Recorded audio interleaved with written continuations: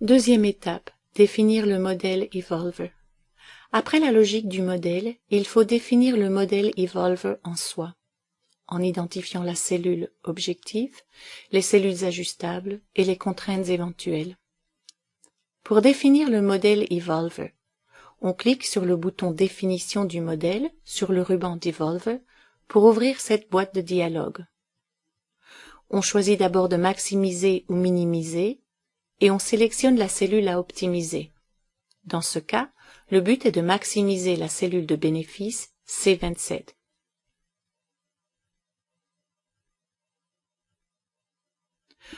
On clique ensuite sur le bouton Ajouter dans le volet Plage de cellules ajustables.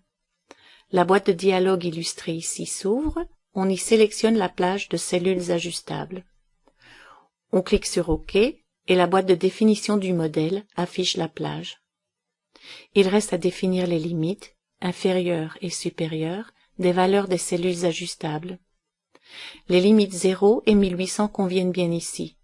Même si l'entreprise affecte toutes ses ressources à un seul produit, elle ne peut jamais produire plus de 1800 unités. En cliquant sur la flèche de liste déroulante en regard de l'étiquette quelconque, on fait apparaître cette boîte de dialogue. La valeur par défaut, quelconque, veut dire que n'importe quelle valeur, même décimale, de 0 à 1800, peuvent être choisies. Pour ce modèle, l'option à retenir est entière. Evolver ne considérera ainsi que des valeurs entières pour les cellules ajustables, conformément à la logique physique du modèle. L'option discrète pourrait aussi être considérée. On la choisit généralement pour accélérer la recherche. Par exemple, on pourrait choisir l'option discrète avec un pas de 5. Evolver n'essayerait alors que les valeurs 0, 5, 10, 15 et ainsi de suite dans les cellules ajustables. Notre modèle ne contient pas d'autres cellules ajustables. On peut donc spécifier maintenant la contrainte de disponibilité des ressources. Cliquons donc sur le bouton « Ajouter » du volet Contraintes et remplissons la boîte de dialogue qui s'ouvre.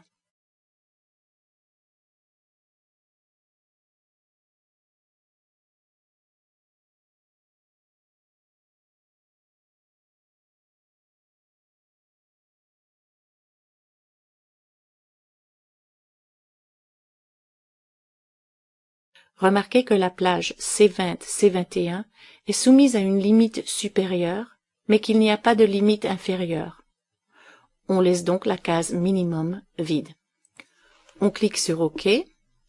La boîte de définition du modèle se présente maintenant comme ceci. Si nous avions d'autres plages de cellules ajustables ou contraintes, nous les ajouterions de la même manière. L'opération terminée, on clique sur OK dans cette boîte de dialogue. Rien ne se produit, du moins pas encore, car nous n'avons encore que défini le modèle d'optimisation.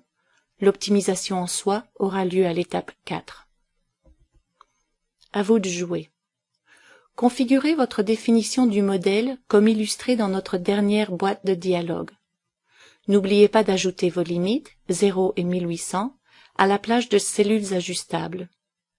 Evolver exige ces limites, même larges, sur toutes les cellules ajustables.